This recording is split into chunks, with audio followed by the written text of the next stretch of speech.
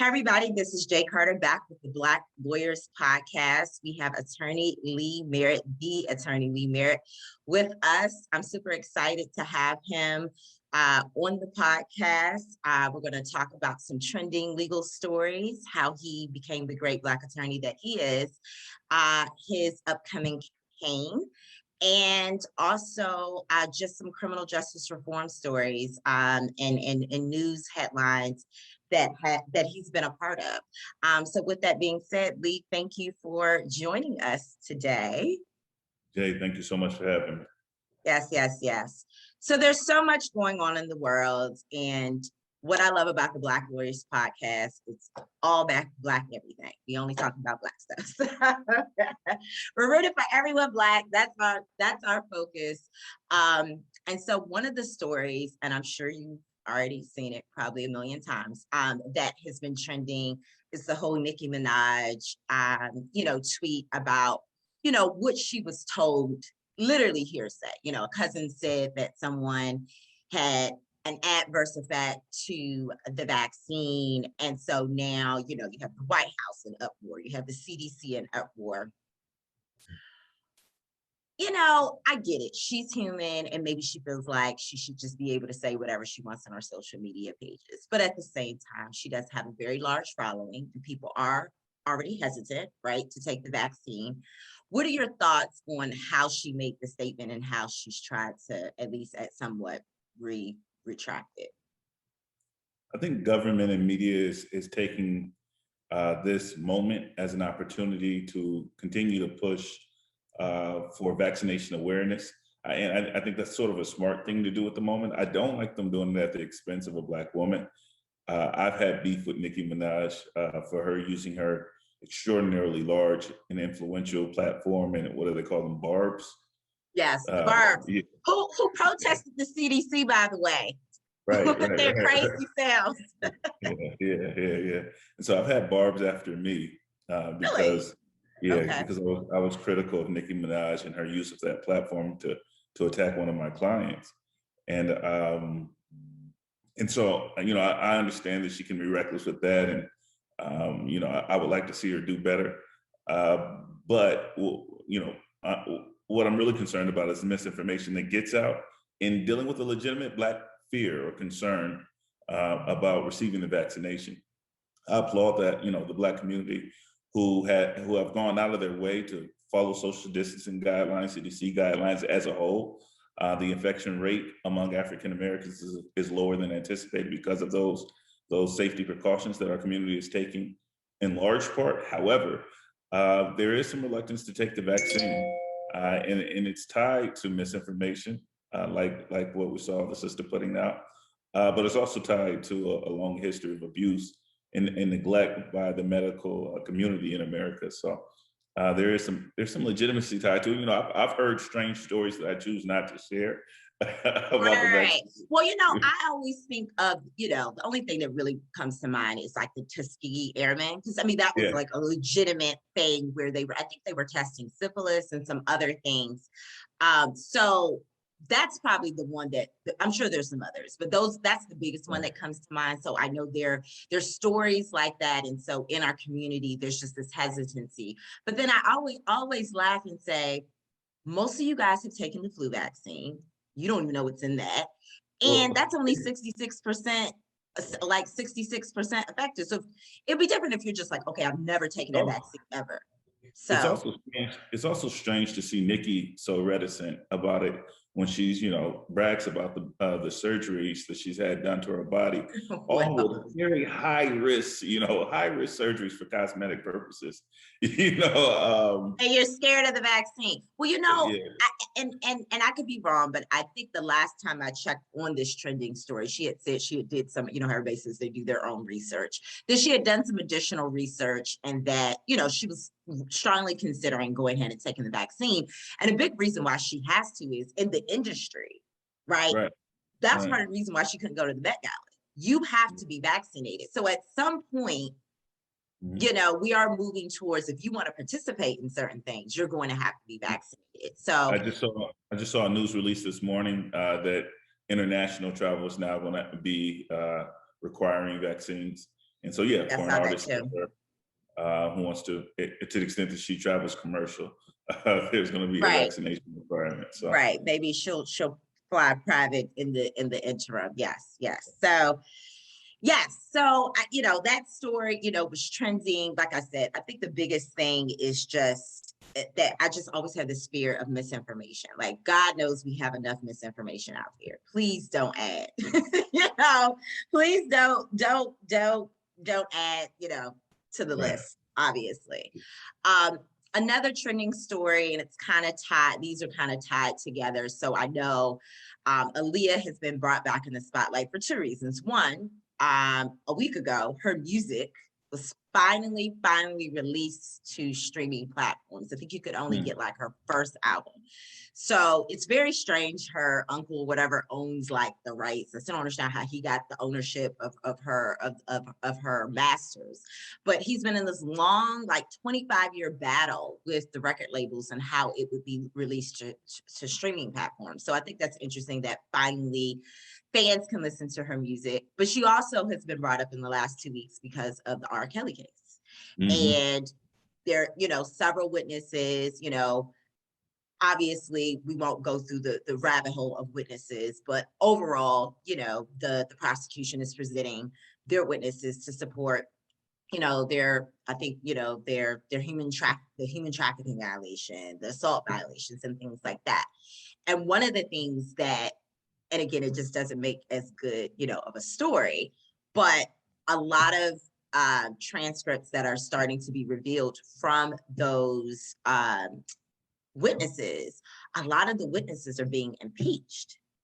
And so it's like, okay, even if something may have happened, if the more they impeach the prosecution witnesses, it's looking like, again, this is criminal law, right? So it's beyond a reasonable doubt. What are your thoughts about just your general understanding of what's happening with the R. Kelly trial? And do you think at this point, do you think they're going to be able to be successful with what they're trying to prove? Because again, he's saying, well, I didn't know that they were that age. They lied and told me if they lied and told me they were another age, what can I do? He's playing ignorance to all this and also putting it on his staff, right? That his staff, were responsible for a lot of the logistics. So what are your general thoughts? Jay, I don't know that you know this, but I'm actually involved in the case. No, I Um, didn't know. yeah, Didn't know. yeah, Okay. I've helped prepare witnesses who were clients who sought my office for help after being abused by Mr. Kelly, um, and so even when you mentioned a moment ago, you said that the witnesses are being impeached. I've Some of heard, them have been impeached. Yeah. Mhm. yeah, and I've heard some of that, and I dug into it a little deeper. So what were they being impeached with, right? And one of it was a letter from my office. Where we put in a demand with with Kelly's attorneys ahead of litigation, right? Mhm. Now, you as a civil attorney understand that you're never going to have a civil suit without a demand package or a Right. special something. Right. And they were using it in court like, this is evidence that you demanded monetary compensation in lieu of the damages that you received. And the Mhm. client was like, yeah, that's what that is, right? Mhm. Mhm. Because that's how civil suits work. And so I don't know that there's a lot. There is a lot of fight on Kelly's team, but there's what we like to say from a legal standpoint. There's a lot of there. Like, what are you impeaching them on? What have you caught them saying? Mr. Kelly was certainly aware that he was infected with an STD at the time that he began infecting these women, and that's not a crime concerning age. That's just That's just assault. Well, I good think old assault crime. right. Right. Well, I think on the criminal side, so outside of what they've impeached some of the women's in testimony about, they're saying that the doctor never diagnosed him in person. He read him some symptoms over the phone. He said it could be herpes, it could be something else. I'm going to prescribe you something, but basically it's come out in testimony that this doctor never officially Mhm. diagnosed him with herpes in person. And so with that being said, if they can prove that, then if he didn't really know he had herpes, then you can't Yeah, say he intentionally passed it on. So that's their yeah, argument. yeah. There's a knowing, obviously a knowing requirement, Right. uh, and that requirement is satisfied when he's informed by someone who's infected. And he was in fact informed repeatedly by people he infected, or conversely, he may argue people who So infected. you're saying it's not enough that it doesn't matter that the doctor maybe never officially diagnosed him. The minute that someone he had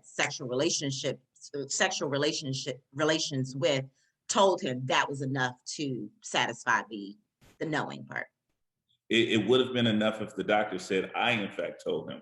Where the doctor is saying, "I didn't tell him," you have to ask yourself, would he have had any other way of being known, of knowing? Would he have been privy to documents where, with the documents that he's referring to from the doctor or other people's documents, or if someone else told him? Did he have a duty to know? And I think the evidence will show that he in fact did.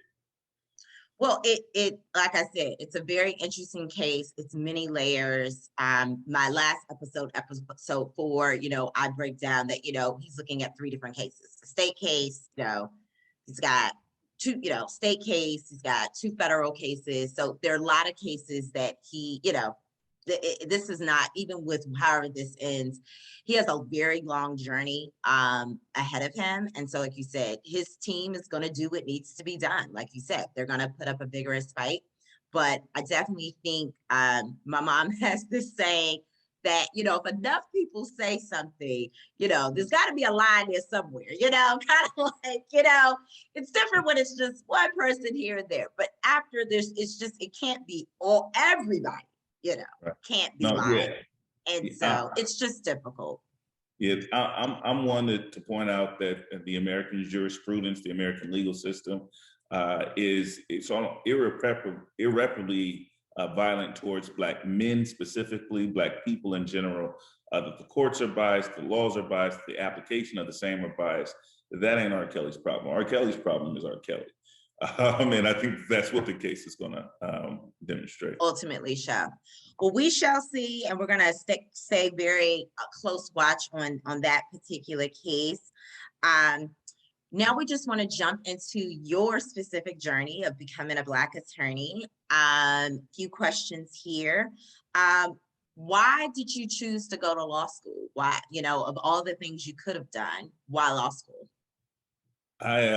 Immediately I was working in housing rights in Atlanta. I was a student after graduating Morehouse in 2005. I came back to Atlanta to be a basketball coach and an educator. I taught speech, debate, and current issues at a law school pipeline program for high school students called South Atlanta School of Law and Social Justice. At the time, not only in Atlanta, but in pretty much every major city across the country, they were rapidly redeveloping the projects. And so you saw these historic projects like the one in Chicago, I believe was Cabrini Green. I may be mispronunciating that. And other major projects in my home in South Central and Camden, New Jersey were also taught. They decided that it was the best strategy nationally to destroy concentrations of poverty or break up concentrations of poverty. And hypothetically, in Chicago at least, create mixed income communities around the city.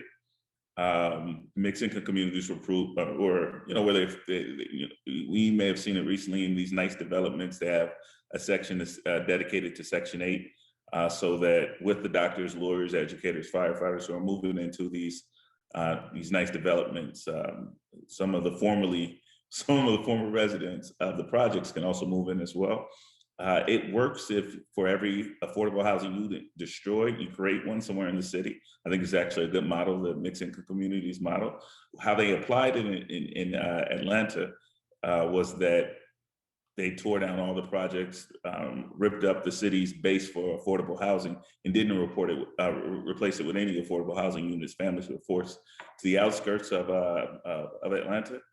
And it was really devastating and caused a lot of misplacement. We protested, we marched. Back then, there was a group called the Shop Boys who had just come out with Party Like a Rock Star, who were from one of the projects. And I remember everyone came out and protested. And as soon as the cameras were off, they went right back to displacing all of these families. So I went back to law school to get better tools about fair housing, to better serve me as an organizer. but it's something that I always wanted to do. Because of my passion for the communities, I sort of got right in to teaching and organizing, but I knew that I wanted to go to law school because I felt like a law degree would help me take on some of the projects that I've been always interested in taking on. With that being said, when you were in law school, what was your, I mean, you're such a great litigator. What was your favorite law school class? Constitutional law.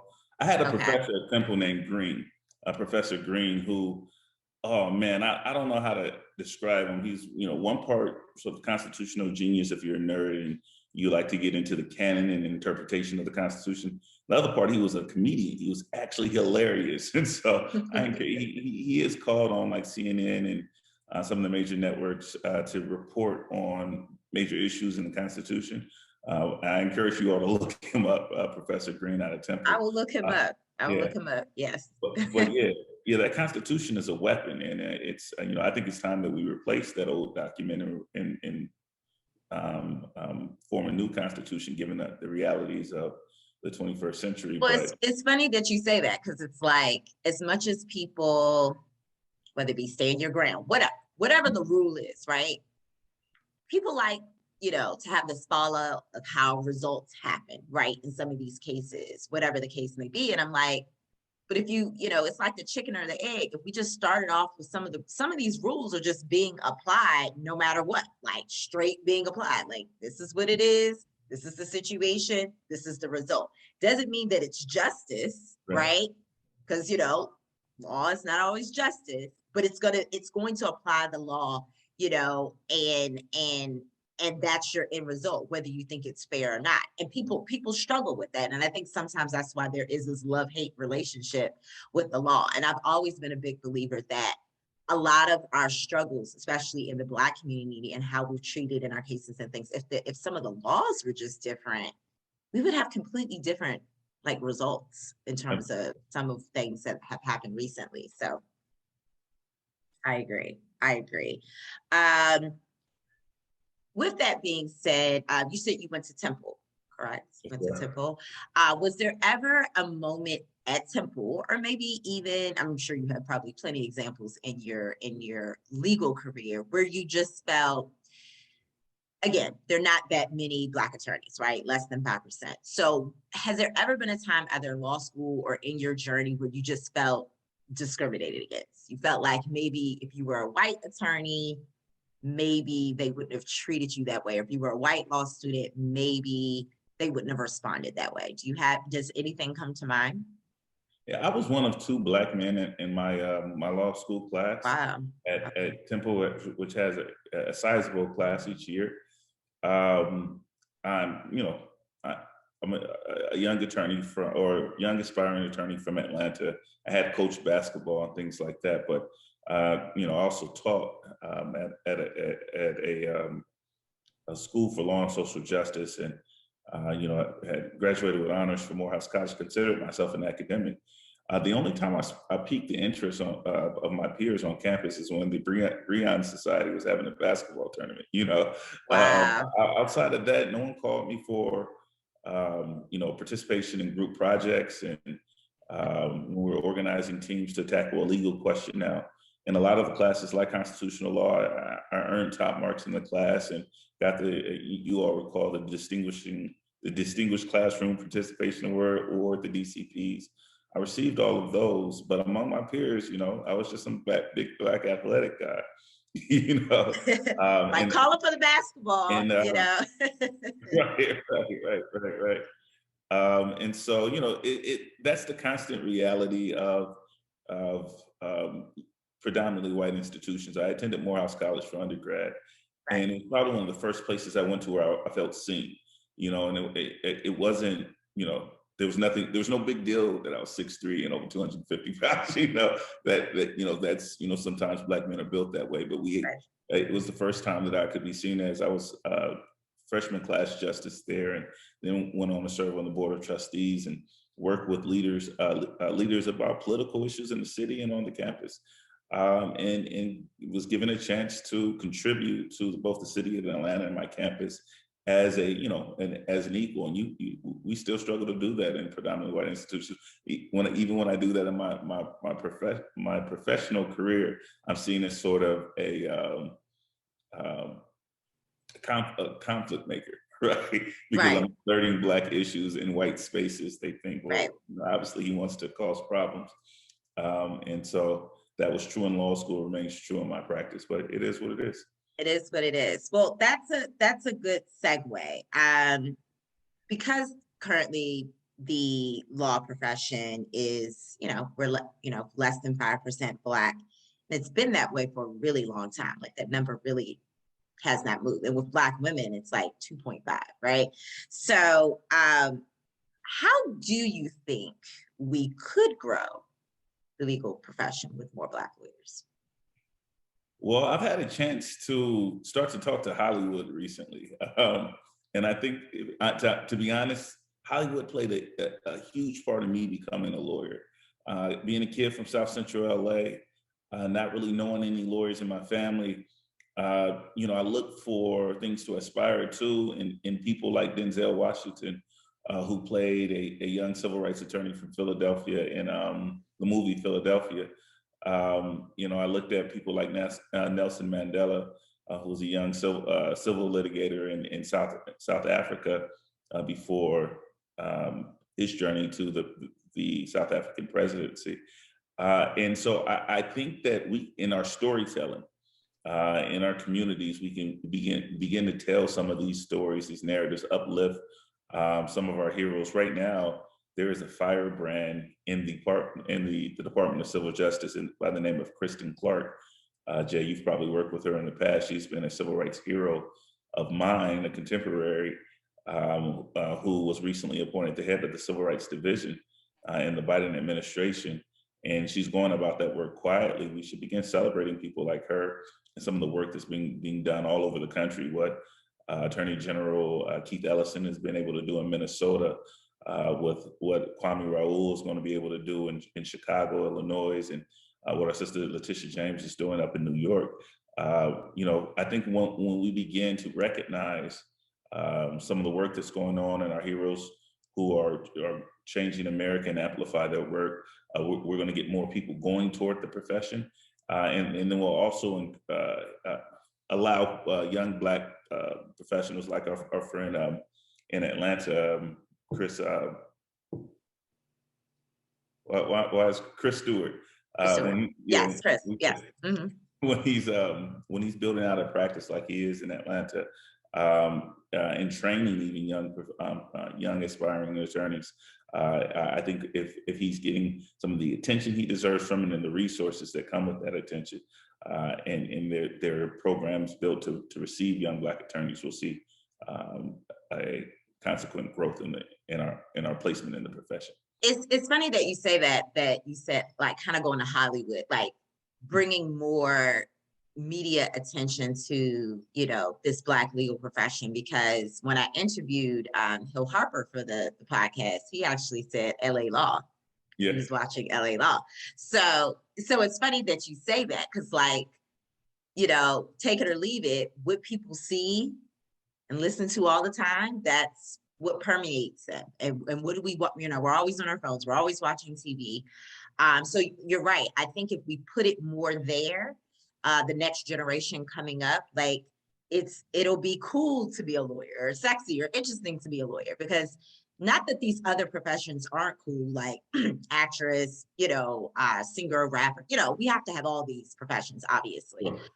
So it's nothing wrong with aspiring to do that, but it's right. But I also think, and God bless their souls, Generation Z, which is my niece, they just have this instant gratification. And I think one thing that turns them off about being a lawyer, being a doctor, those things, is that you got to go to school. You got to, you got to put your money where your mouth is. You got to put the books where your mouth is. Like, you're not going to jump up and be a lawyer. Like that doesn't happen. Versus you can go to Instagram, put on an outfit, become an influencer, hop on a reality show real quick, and all of a sudden become a millionaire and be successful. And you don't even have to do all the steps that I did, right, to be where I am. So I do think, at least upcoming generation does deal with an instant gratifications, a scenario where Yeah. it's hard to really pitch the whole become a lawyer thing because it is such a long journey. But I do think with this, podcasts and more television shows, like that's part of my goal, because right now I'm also now a producer. So I like to produce material where, again, I can highlight people like yourselves to be such a young attorney and be attached to so many big cases. Like that's a big deal. That wasn't happening, 20, 30 years ago. So I love that idea of shining a light on, having media shine a light on our stories. I think that's definitely a way to encourage the next generation to come along and be interested in this profession. Because again, because there are not that many of us, why do you expect that the laws aren't changing? Why do you expect that, the judge again is going to be white, the judge is not going to be black? Like, we're not changing enough of the elements around the legal system in order to, quite frankly, produce different results. We're just not. With that being said, what is your advice? Okay, say someone's like, all right, I'm sold. I want to go to law school. I want to be, I want to become a Black attorney, whether it be a civil litigator or a criminal law attorney, whatever the case may be. What is your best advice for someone looking to attend law school, like right now? Like, what would you say is the best advice? I have to speak directly to a class of individuals who are going to law school in order to impact change, a systemic change in American policing culture. I've worked in this particular field, this very specific field, for my entire career, and we've reached a head recently. And after 2020 and the murder of George Floyd, and every city across the nation, both experiencing protests and then experiencing statements both from corporate America and governmental leaders who say that, it's time for change. It's time to end the era of mass incarceration. It's time to end the war on drugs. It's time to reduce police violence. It's only going to happen when those people who are also inspired to go to law school, to participate in the system, to do the hard work, actually arrive. When that group of people show up and become the city council leader, become the next police chief, become the attorney generals across the state, where these urgent-minded, radically inclined individuals who want to use the legal profession to change the racist reality of our legal system come to power. So to those folks, right, specifically, I'm advising you that the harvest is plentiful, but the workers are few. That you can do so much if you dedicate yourself to even applying the most fundamental principles of our democracy are being violated on a regular basis by our institutions that currently exist. And just like we said, bringing a light to the legal profession will attract people to it. Bringing a light to some of this injustice will attract the change necessary. And I've had a great time doing it in the Fifth Circuit courts, where I've filed most of my lawsuits in Texas, but really across the country. And we are not short on cases. There are a lot of things that can and need to be challenged. Ben Crump is not representing every family. I'm not representing every family. In fact, every day our phone is ringing off the hook. Our voicemail is full of families who we haven't had a chance to speak to yet. And it's because there's just not enough of us out here fighting these fights. So take the risk. It is difficult money, right? When we say that, because part of keeping a firm going is being able to pay the bills. And because of things like qualified immunity and other governmental protections, it is not the easiest penny ever earned. However, we are challenging even those governmental shields to accountability. We are changing the legal structure all over the country. I believe that if you put your passion into it, you will not only be able to make a living, but that you'll make a legacy that you'll be proud of. Well, speaking of a legacy that you should be proud of, great transition to the next question. Obviously, before you even went to law school, you were this organizer. You were very much in the community and things like that. So law school obviously just, allowed you to advance that further. You are returning to those roots and running for Texas Attorney State General. Tell us more about the moment you decided, okay, I'm going to run. I'm going to run, and then tell us why we should vote for you. Now, of course, I know I would vote for you, but yes, tell us, someone's listening. Why do you think a civil rights attorney, should really fill the shoes of this job? Sure. I'll start with the first question, which was when I decided to run. Again, I've had the opportunity to represent so many families, both in the Fifth Circuit, which is the federal jurisdiction where I primarily practice civil rights law. And I came to the Fifth Circuit, to the city of Dallas in Texas, because I felt like this is where my training and background most prepared me to be to confront American authoritarianism. And we've had some success in the Dallas County area, but also all over the country.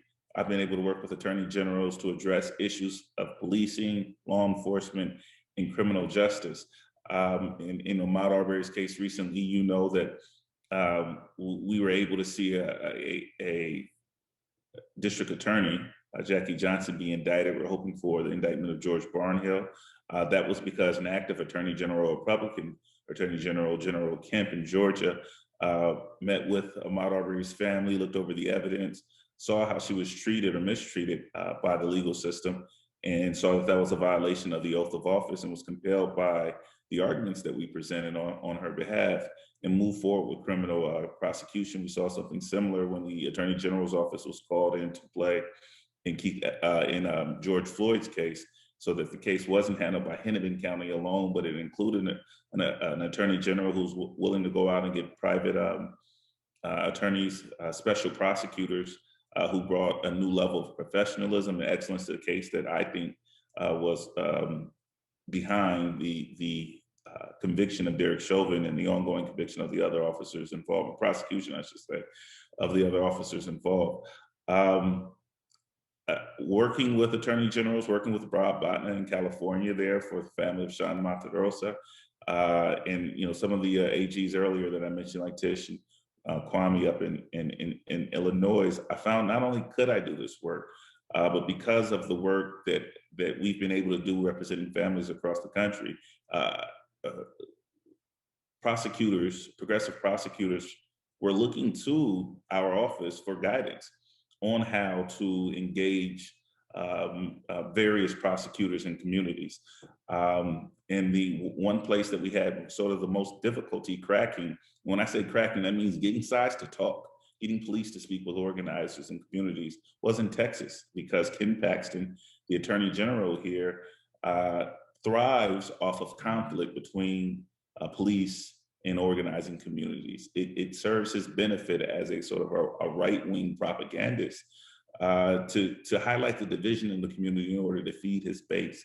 And his base is, thrives off things like, law and order, which they translate as increased incarceration, increasing use of brutality. And as a result, Texas remains the most incarcerated state in the country.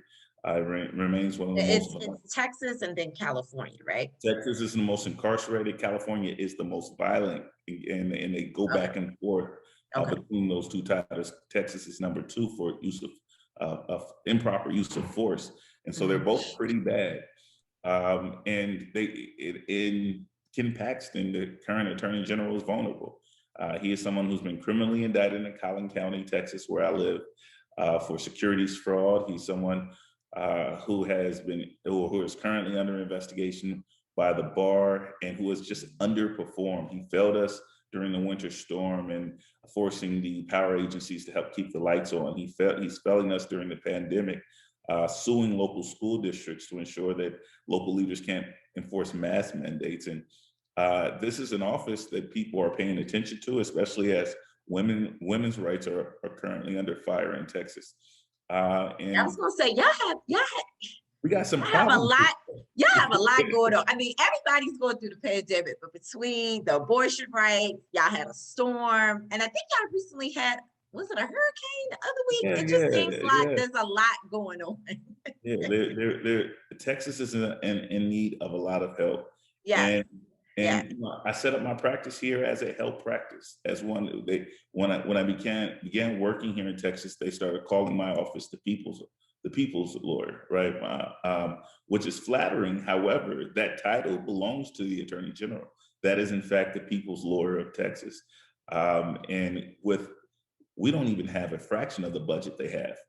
You wouldn't believe me, Jay, if I told you how much money we pay this man or leave at this man's discretion in order to address the problems for Texas. Texas is the ninth largest economy in the world, and it has a population that has some very specific needs from the legal standpoint. And so, the framers of the Texas Constitution imagined an attorney general's office that would be responsible to the need of its population. And today we empower that office with a 1.26 billion with a B dollar budget.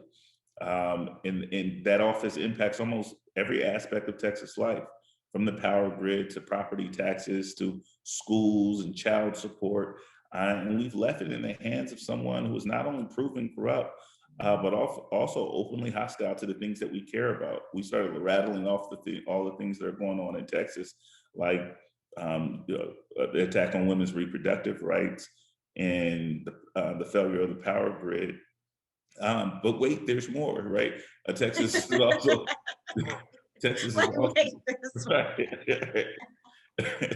Texas is also leading the nation in voter suppression in those tactics. Yes, I was And gonna say that too. Yes. and the Attorney General's office is leading the way. He sued Hervis Rogers in Houston. I don't know if you heard about the man who I was don't think I heard about that suit. waiting in line for hours and hours and hours to cast a vote. And it turned out that he had a paperwork tail on him for a criminal violation. And now Ken Paxton hunted the man down after he became sort of a viral sensation for waiting the most time in line to cast the last ballot in Harris County. Hunted the man down and is trying to put him in jail for the rest of his life now for casting a provisional ballot in that election, while people who stormed the nation's capital on January 6th are getting probation. So there's a lot of work to do in Texas. I believe that we can win. I'm so proud of everyone who, since we announced in July, who's gotten behind our campaign and have proven, we didn't get the big corporate dollars, the Bezos and the rest of them didn't back us up. We had people donate at about $25 per person at meritfortexas.com if you're trying to donate. Yes, plug it.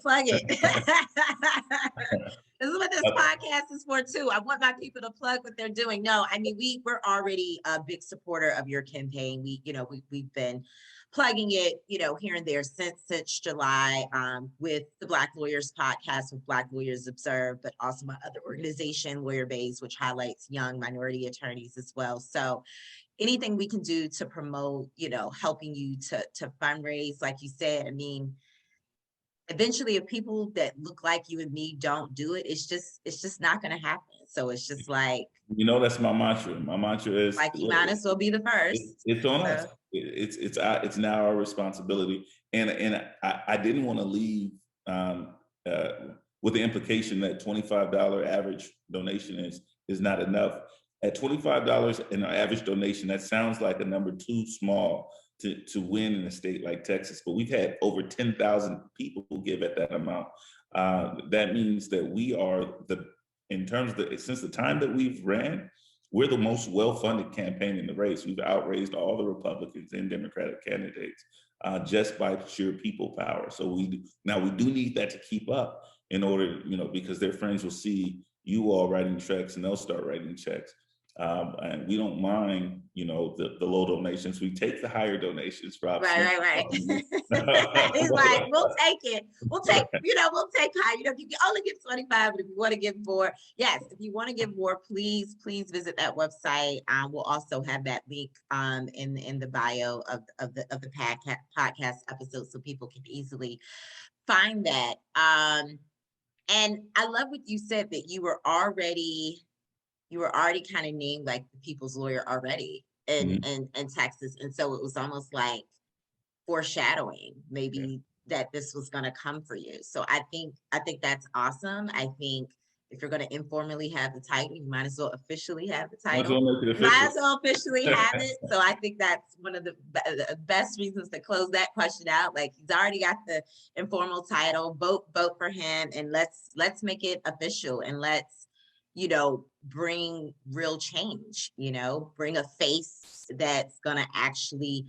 do the work, because a lot of times people talk the talk. I mean, and unfortunately, that's kind of, you know, the downside of becoming a, you know, a politician. People say, well, you promised this, you said you were going to do this, Yeah. right? So I just you want to know, help.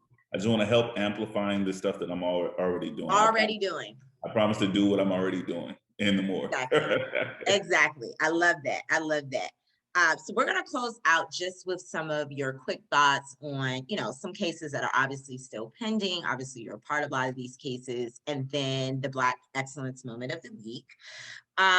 So starting off with, I want to just start off briefly with Breonna Taylor. So, you know, it's been, you know, stories get quiet, they go back loud. Stories get back quiet. I know the last thing people really heard was that, okay, no charges against these officers are being brought in terms of any danger to her. It was basically endangerment to her neighbors, right? That is what they are being charged with, that they endangered her neighbors.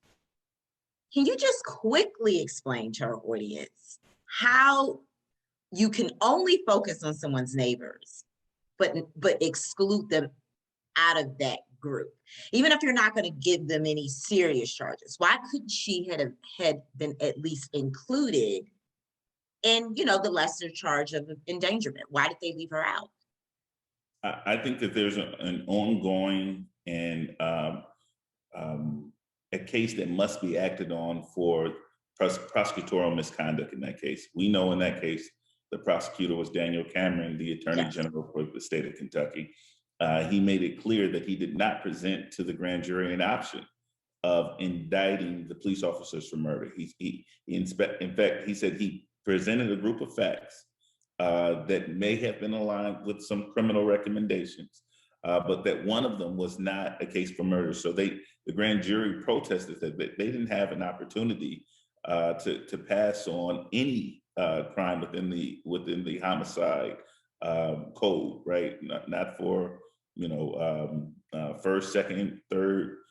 It wasn't an option. But what about okay, so but what about endangering? So what if you leave out, you know, murder? Why couldn't they say, well, their conduct also endangered Breonna Taylor in addition to her neighbors? I don't understand why she couldn't have at least been included in that way. Right. So you've heard the saying before, and I only bring it back up here for the purpose of your listeners. If the prosecutor wanted to, they could have indicted a ham sandwich for any of those things. The charges that you don't see coming out of that grand jury is because that is not what the Attorney General was seeking in that case. The kind of evidence presented before a grand jury can be very influential in terms of the criminal charges that come out. Right. Obviously the officer did endanger the community. Those officers behaved like it was a drive-by. They allegedly received a shot coming from in the home, and then they said it. They sprayed up the whole house. There was no justification for that. That's not what the policy tells them to do. It did create an unnecessary danger to obviously Breonna Taylor and Kenny, but it also created a danger to the neighbors as well. I think that we'll be banging our head against a brick wall trying to figure out why we didn't move forward with those criminal charges when we don't know what Daniel Cameron said to that grand jury. So you're saying the short answer is, if they were to basically investigate him and his role in not bringing forth the right charges and things like that's the only way we could really get some justice in terms of maybe getting a do-over. It's what we see happening in Ahmaud Arbery's case. Which is a nice transition. I was going to say, what are your thoughts about, you know, there's so many levels to Ahmaud. There is the federal case, you know, there's the state case. And right now the state case is obviously getting ready to come up in I believe, October. So it's like, they got to look at, you know, the actual cases against his shooters, but then you also have to look at, the DA who, allegedly covered up certain things so that it wouldn't have moved forward if that tape hadn't been leaked. Because some people are like, oh, that tape was leaked. I'm like, thank God it was, because I don't think they had any plans of moving forward with bringing this ever to light. No, they certainly didn't. And so just to give the quick nexus between Breonna Taylor and Ahmaud Arbery's case, what we see happening in Ahmaud's case, with the prosecutor being targeted for criminal investigation by the Attorney General's office, is what we need to see in Kentucky, except it's the AG who's the bad actor in that case. And so the supervision would have to come from the Department of Justice, and I think it's appropriate there. The DOJ also has the opportunity to file federal charges against staying away from the officers' names, only because I get them confused occasionally. The firing officers and the officers involved in that case, they have the opportunity to bring criminal charges against them. It would be easier if the George Floyd Justice and Policing Act was passed, which would be an even clearer mandate for the federal government to get involved. But that's going to require a lot of work on behalf of the Biden White House and administration. They're going to have to push to see the George Floyd Justice and Policing Act get passed. They're going to have to increase funding to the Civil Rights Division of the Department of Justice so that they can get to cases like Breonna Taylor's and Tatiana Jefferson and Pamela Turner and so many other families across the country who are waiting for federal involvement because there was failure at the state level. In Ahmaud Arbery's case, we saw that. We saw it take a priority because it was in the news, because attorneys like Ben and myself were pushing it forward. And so in that case, we saw what we should be seeing happen in Breonna Taylor's case. A criminal hate charges filed, kidnapping charges filed. That's the federal case. It's going to happen later down the line in October, just a few weeks away. The state case is moving forward. There's a special prosecutor in that case out of Cobb County, but that jury is still going to be from Glenn County, Georgia, which is ominous. Glenn County, Georgia is the jury pool that elected Jackie Johnson and other racist prosecutors who coordinated to hide this murder in the first place. It's a good old boy system down there. And so we're certainly hoping that the people who helped get Jackie Johnson out of office, who voted to help get her out of office, will show up for jury duty, and that the prosecutors will use every tool at their disposal to ensure that a diverse and bias-free jury is selected in that case. And then we're going to be in for 2 or 3 weeks of a very difficult trial. It shouldn't be as difficult as it seems. Right, because we got it on tape, right? But it's still it's like we literally have the proverbial smoking gun on camera. But like you said, you'll be surprised again when it comes to us. You can have the smoking gun and they'll still, I can't say I'm excited about a couple of things. The decision by the judge about what comes in and what doesn't has gone very well. Yes, very well. There should be no evidence admitted about the fact that Ahmaud Arbery was suffering a mental health condition. That shouldn't even be considered prejudicial evidence, but in our country it is. That he had been diagnosed and his family was trying to get him help for a schizophrenic condition had nothing to do with him being shot to death while going for a jog, besides the fact that he often jogged to help treat his mental health condition, as many joggers do, present company included.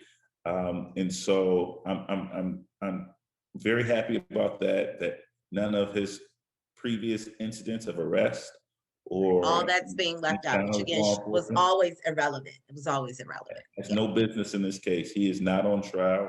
The men who murdered him are on trial. I hate to see that kind of thing come in. It came in against young 17-year-old Antoine Rose, who was shot to death in Pittsburgh, shot in his back 3 times while he fled a traffic stop.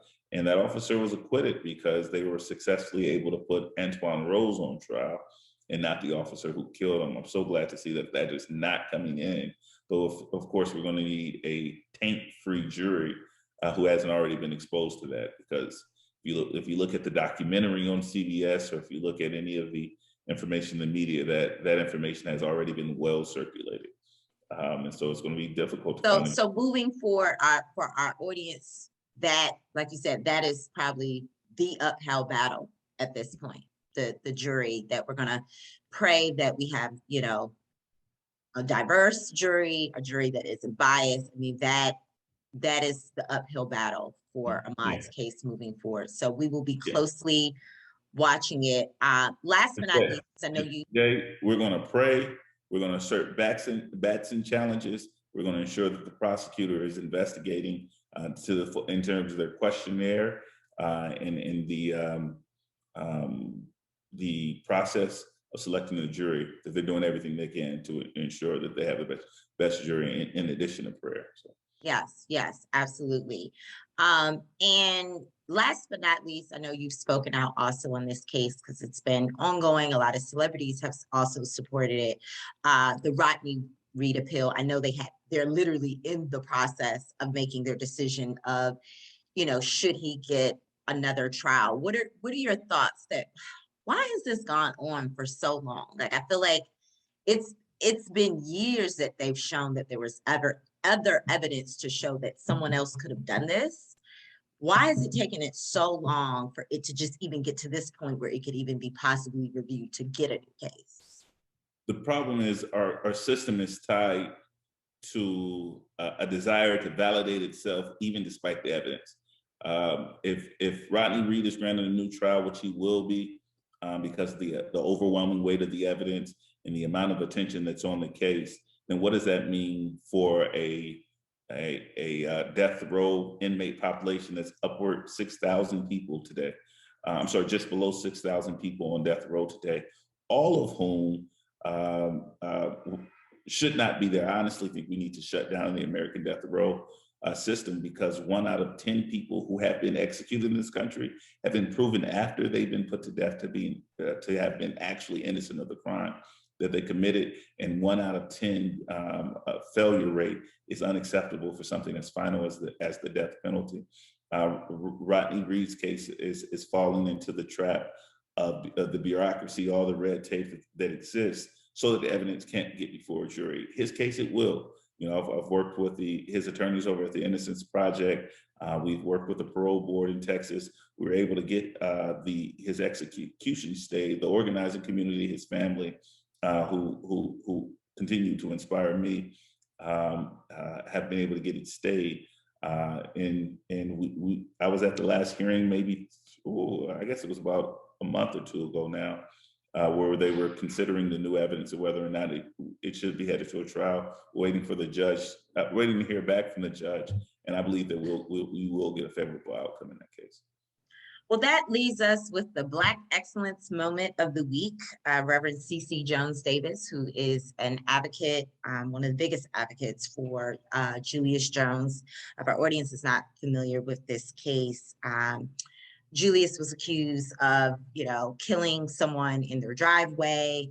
You know, he claims that, you know, he was at home eating dinner with his family, and that evidence, that alibi, was never even presented. He was never even given the opportunity to present, you know, that he was somewhere else at the time, which I think is crazy. You would think at the beginning of the case, that would be the first question, like, well, can you prove that you were somewhere else at this time? The fact that that was never presented in this case is part of the reason for his appeal. He's also on death row, and it's going now in front of the governor. The parole board did say that they are considering a commutation of his sentence, which means that it's no longer death row. It would be more of a life sentence with the possibility where he could actually be paroled. So what are your thoughts on the likelihood, because I mean, it's in the press and things like that, and sometimes I know the media will pressure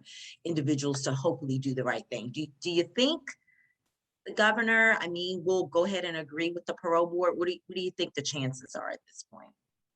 Well, because it's a Black Excellence Moment, I do want to amplify everything that you said about the organizing community and the family for Julius Jones, who have fought now for over 20 years against what I believe to be a wrongful conviction, a conviction certainly obtained without ever hearing from Julius Jones, without ever hearing about his alibi, without consideration of some of the failures in the testimony that we did hear, including the physical description of the shooter that simply did not match Julius Jones whatsoever, besides them both being Black males. There's certainly very troubling aspects of that case that deserve a second shot at trial. I'm so happy, and I was present for the commutation hearing where the parole board made a recommendation to Governor Stitt to grant Julius a commutation of his sentencing and the possibility of parole, meaning if Governor Stitt decides to move forward with the recommendation of the Board of Parole, which is the process. Generally, when they make a recommendation after turning on the evidence and having witnesses before them, hearing both sides, the governor's approval should be a rubber stamp. And so if he decides to agree with them, then we should be able to see Julius Jones released on time served alone without even the necessity of a new trial. And I would like to see him come home as soon as possible. And so I do think it's a high likelihood because of again, the pressure, the organization, the hard lifting is done. Now it's just a matter of getting it in front of Governor Stitt and for him to do the right thing and not make a political decision, which honestly, I don't even think a decision to go against the parole board would be in his best political interest either. I think that the board has provided him sufficient cover, even among conservatives, to do the right thing. That's what I expect to happen. Well, that answer should be coming out fairly soon. So just like Ahmaud's case and Julia's case, we're going to be following all these cases very closely. Obviously, your role in these cases and also just your run for Attorney General. Really proud of you here at the Black Lawyers Podcast. You have a lot of people looking up to you again as a young Black attorney. You know, you're literally blazing a pathway for others to come along. And I think, you know, more than anything, that's going to be your legacy. So you should really be proud, just everything you've done up to this point. I know the best is yet to come. And we're just so excited that you were able to take the time out just to speak to our audience today. And again, thank you again for joining the Black Lawyers Podcast, where we are rooting for everyone Black.